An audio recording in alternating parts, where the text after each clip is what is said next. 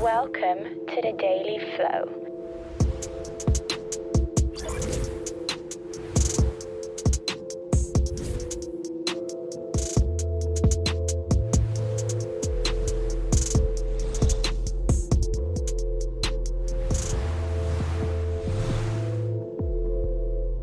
Please welcome your host, John Coleman.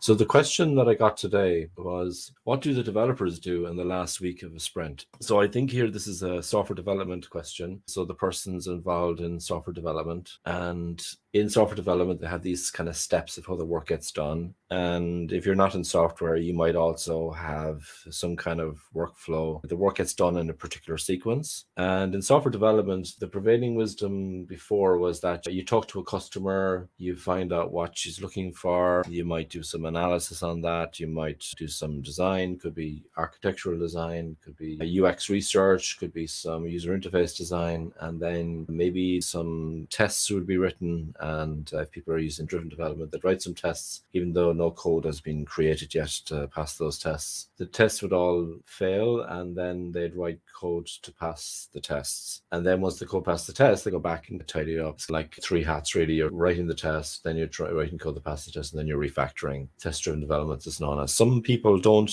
do test-driven development in software. They've got a kind of a manual approach, a very old-fashioned approach where the developers do the code, write the code, and then maybe the developers do some testing. I hope they do. I hope they're not just throwing stuff over the wall. And then some tester people would check that it's all working properly and that kind of thing. To give Waterfall some credit, the traditional approach to doing this kind of stuff, you just did it once. Okay, you did it twice actually, because you did it once and it didn't work, and then you did it again. You did it twice. But when you have Scrum, for example, you need to deliver an increment every single sprint, and that increment needs to be done. So the team needs to have a thing called a definition of done. And done does not mean met the acceptance criteria. It doesn't just mean that. There should be other considerations as well. And people who aren't trained in Scrum don't even understand what I just said there. So I'll do a whole episode on that. So there's a definition of done. I don't want to really call it the checklist for how we do things around here, because that might be a bit too process oriented, might be a bit too detailed. There's a nice balance between trust and being clear what we need to do. But as such, the team would know what they need to do for something to be called done at the end of the sprint, so they can show something at the end of the sprint. That's all fine. But what do the developers do in the last week of the sprint is what this person was asking me. It feels like a loaded question, because the assumption that I'm reading from the question is that the developers, in your case, write the code and then they hand it off to some people who do some testing. And then those people are busy doing testing and probably raising bugs in the stuff that you created. And so you should be off doing something else. You should run on to the next thing.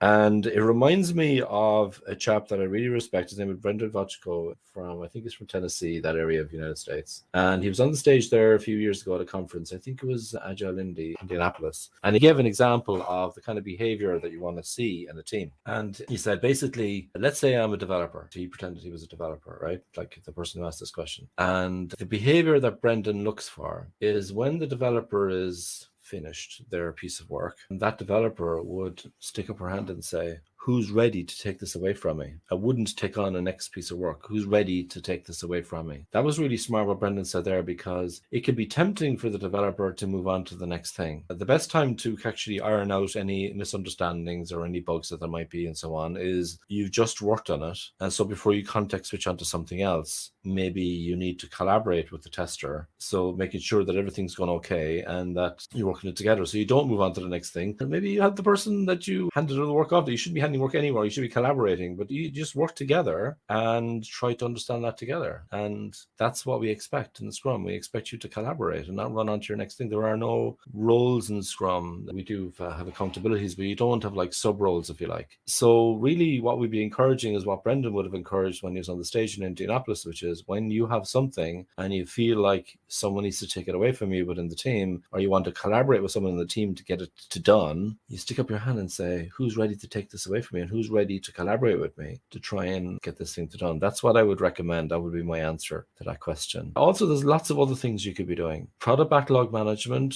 in Scrum, in a really good Scrum team, would be delegated to the developers. Developer in Scrum means anyone doing the work, regardless of whether you're a tester, analyst, or UX, or whatever you are. And so product backlog refinement in a really good Scrum team would be delegated to the developers, and the developers would be clarifying the problems to be solved with the customers and end users. Maybe you could be looking at what's coming up next. Do we understand that? Do we have a common understanding? You might have one person in the team who has a really good understanding about what that work is, but actually, do they really understand it? When you hear people having an argument, are they arguing about the same thing? Like, first of all, it's part of backlog of time. Are we talking about the same thing? Do we understand what the opportunity is, what the problem is to be solved? So that'd be my little tip. What do developers do in the last week of the sprint? They're part of a Scrum team. They work to get us to the sprint goal. They collaborate. You don't just hand that off to someone else. You pause for someone to collaborate with you to get that work done. And failing that, there's lots of product backlog of time can be done. You could even be writing tests for the next sprint, actually, getting ready. You don't arrive in the next sprint with your hands in your pockets. So maybe that's for refinement as well. Having the test written so that when you have a chat then with the customers and users that say, if we do these, if these tests pass, is that what you're looking for? And if they say yes, then you're in business. That's my suggestion. Thank you so much.